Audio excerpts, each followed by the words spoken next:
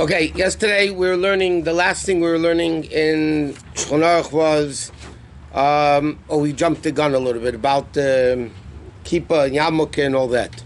Okay, now B'chlal was brought down. We learned yesterday that right is more important than left, so you wash the right side before the left side, you put in the right sleeve before the left sleeve, the right leg pant before the left one. It's also brought down in Shulchan Aruch, you shouldn't put on two clothing at the same time. Or other places it says you shouldn't take off two clothing at the same time. And it says the reason for that is what's called kosher l'shikcha. It makes you forget your learning. Whatever it's spiritual things, it makes you forget your learning. So Shulchan Aruch it says you shouldn't put on two pieces of clothing. But in other places it's brought down you shouldn't remove. A lot of times people in a gym or whatever, they get undressed, they take off two parts. You really shouldn't. You should take off one piece of clothing at a time, not two together. Okay. That's what we learned about the Kippah, the Yarmulke. Okay, it sounds like this. When a person, like we learned, a person should be modest with Hashem. Person shouldn't walk as if he owns the world. You know, when he walks in the street to give that impression. But you shouldn't bend your head too far down. First, you might bang into something. So you walk a normal person that you can see who's coming opposite you, and you can see where you're walking, and also the Gemara says, and the Rambam brings it down, Shulchan Aruch brings it down, from the way a person, the Rambam says, a chacham is nikar, you can recognize a wise person, the way they eat, and sleep, and talk, and walk. You could tell, you could tell a person, Kitzur Shulchan Aruch says, from the walk of a person, you could tell if he's an intellectual or he's a fool. And Shlomo Melech also says, "V'gam b'derech," even when they're walking, you could tell a fool is a fool. Okay, now one last din over here is as follows: a man is not supposed to walk between two women. A woman is not supposed to walk between two men. A person should not walk between two pigs or two dogs. And you shouldn't let a dog walk between two people. It's brought down in Shulchan Aruch. A person shouldn't walk between two women. Same thing applies now for men and women. Between two dogs, two pigs, a person shouldn't let that a dog walks between two people, or whatever it is, because, but again, this is all spiritual stuff. Okay, next. When a person wants to daven, you have to daven in a clean place. In fact, the Torah itself says, Hashem is going in your camp, and therefore it has to be holy, and you shouldn't see Erev Hasdav in nakedness. Therefore, a person, when they daven, you have to make sure the place doesn't have a foul smell, there's no garbage or dirty diapers or anything like that. You have to make sure it's clean, you have to make sure it doesn't smell, and so on and so forth. They'll just leave that at that. Okay. Next is the garment, Rabbi. Yeah. Refer only to wearing tzitzit. From what I learned, if you wear tzitzit, you can't take the shirt and tzitzit out or put it in together. No, not only tzitzit, any two garments. Any Shulchan Aruch says any two. All the Shulchan Aruch say the same thing. Any two garments. Some people take off their pants and underwear at the same time. All those things you shouldn't be doing. One thing at a time. Now there's another din that doesn't apply under normal circumstances, but it can apply, God forbid, if a person's not well. The Gemara says the Mishnah says you can't have libay reya sa'erva. You can't have your heart seeing the lower part of the body.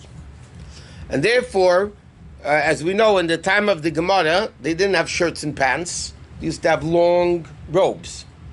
You see it in the pictures of olden days. In the time after the Gemara is when they started wearing shirts and pants. So the time of the Gemara, if a person wore a long garment, they were not allowed to say Shema or Daven in that garment without wearing a gartel. Okay, the gartel is the separation between the higher part of the body and the lower part of the body. So for davening, that was mandatory. In Halacha, they had to wear a gartel. It was Halacha in the Gemara, in the Mishnah, you had to daven with a gartel. Why? Because you can't, the heart should not see the lower parts of the body. Later on, like in Taisus' time, a little bit before Taisus, the Machzavitri, they write that nowadays that we have shirts and pants. This is a head to just explain the whole concept of wearing a gartel, why there are religious Jews, that very religious Jews that don't, and there are very religious Jews that do.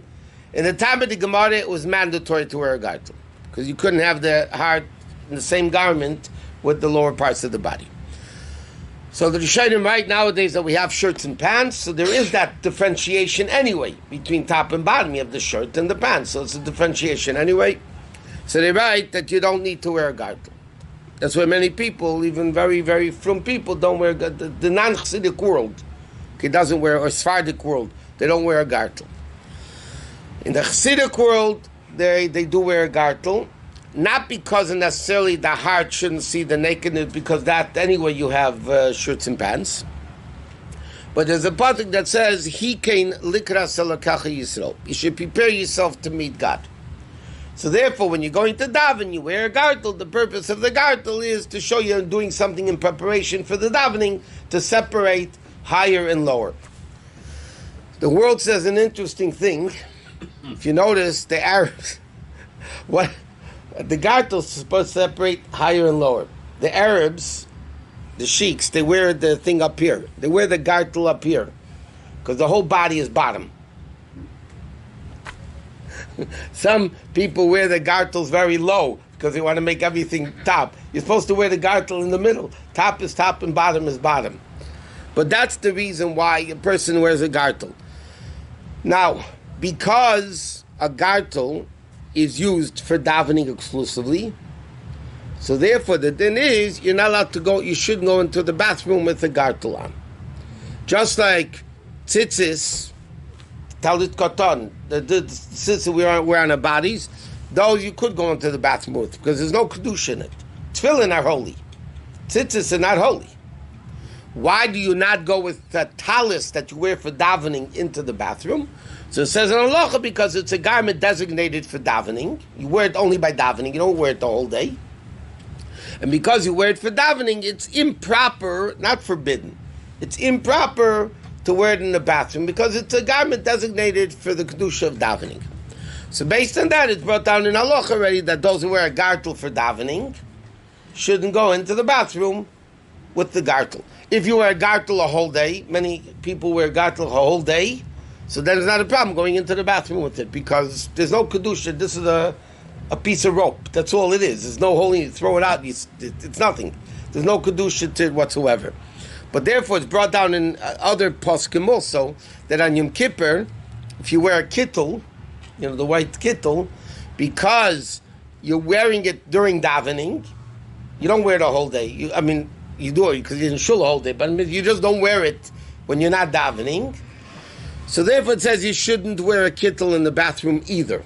Not because it's forbidden, just because it's a garment designated for prayer. One. So what if you have a young man, not married, doesn't put on the tallis? Unless they're Sephardic. Yeah. Can you go in the bathroom with the... Yeah, even an adult also, because that you wear a whole day. It's not designated for prayer. A garment which is designated for prayer, it's improper, it's not forbidden, it's improper to wear it in the bathroom. But it's only something which is designated for the time of prayer, otherwise it's not a problem. There's no... I'll give you an example. A kippah, a yarmulke. Many people, you find it falls on the floor, they pick it up and they kiss it. There's no purpose of that. A yarmulke is a shmata. You know what shmata is? It's a garment. There's no kedusha in a yarmulke, in a kippah. The thing is, you throw it out. You don't have to you don't have to bury it. You throw it out. Tzitzis, not the garment. Tzitzis you have to bury, not the garment. The garment you can throw out and cut off the tzitzis and bury the tzitzis. But those things have kedusha. There's no kedusha in a gartel. There's no kedusha in a yarmulke. But again, because people designate it for davening, so therefore you don't go with it in the bathroom. Okay, now starts general dinam of brachas. Concept of bracha, baruch hu v'lo shmei, amen, all those types of things. Now, when a person makes a bracha, The main part of the bracha is what's called Shem U'Malchus, Hashem's name and Melech HaOlam. The main part of the bracha is Hashem Elokeinu Melech HaOlam. That's the main part of the bracha. At the time the person makes the bracha, meaning it says Hashem Elokeinu Hashem, Melech HaOlam, he has to know what the bracha is that he's making. You can't pick up a piece of food in your hand and say, Baruch Atah Hashem Elokeinu Melech HaOlam, like, what's the bracha? At the time you make a bracha, you're supposed to know what it is, and you're supposed to know what the end of the bracha is supposed to be. Also, because at the time of a bracha, we're davening to Hashem, we're praising Hashem and thanking Hashem and everything that a bracha means, so therefore you're not allowed to do anything while you're making a bracha. While you're making a bracha, you have to concentrate on the bracha. You shouldn't be doing who knows what. You have to concentrate on the bracha. And you shouldn't rush through a bracha. If the Baruch Atah, you have to say the words carefully. And he quotes here from Sefer Chassidim, from Rabbi Yehuda Chassid. I'm going to read it in English. I mean, he writes in Hebrew. I'm going to read it in English.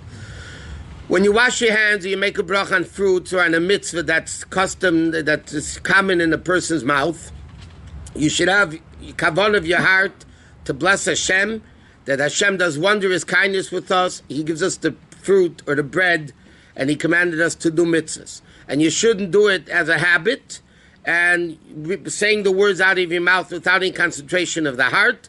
God gets extremely angry, because the pasuk says in Yeshaya, Hashem says, the nation comes close to me with their mouth and lips, but their heart is very far from me, meaning they don't think what they're saying. And it's like habitual mitzvahs. So Hashem says to Yeshaya that everything the Jews do is only outward. Okay? They come to daven, they do that, but they don't do it with a complete heart. They're thinking about everything else under the sun. So he says a person has to make sure to daven properly, say a bracha properly, and you say it loud, not yelling and screaming. You should say loud enough that somebody to answer. Amen. Okay, that's one din. Another important din, which is very common, we'll finish with this. When you make a bracha, you can't have anything in your mouth. You're not allowed to have anything in your mouth when you make a bracha. I'll give you a simple example there. If you have coffee and cake, right? In the morning, you come, you have coffee and cake. So you make a bracha on the cake. Make a bracha on the cake. So now you want to make a bracha on the coffee. So many people are in a rush. So while the cake is still in their mouth, they'll make the bracha shahakol nir bidvari. So Shulchan Aruch says you're not allowed to do that. Because when you make a bracha, your mouth has to be empty. Where? We say this in davening. Yimole pi tehilosecha. My mouth will be full of your praise. That means when you're praising Hashem, you're saying a bracha, the mouth should be full of praise, not food or something else, or gum or candy. So it's a very important thing. When you make a bracha, you have to make sure that there's nothing in your mouth. So if you make it for, let's say, a mezainis and cake, you have to make sure you finished eating it, and then you can make a bracha shahak on the drink, on the coffee, whatever it may be. If you do it, is that in vain? It's not in vain, but you're saying the bracha completely improper. But the emphasis on amen, I think, is not enough. Oh, we didn't do it. We didn't get to amen yet. You said when you make the bracha.